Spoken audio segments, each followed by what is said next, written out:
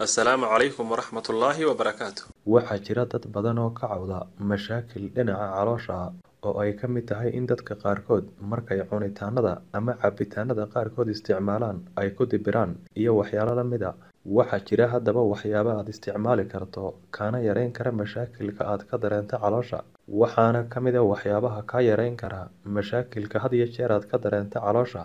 Qarfaha malqacad qarfaha oo aad shiiday waxaad ku daraysaa koob aad ku shubtay caano diiran waxaanad ku sii daraysaa malqacad malaba kadibna waxaad cabaysaa maalintii hal mar.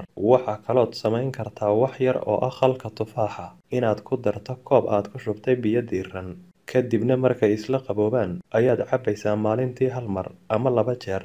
Waxaanad sidaa kaga raysan doontaa mashaakil badan oo aad ka dareemi jirtay caloosha insha Allah.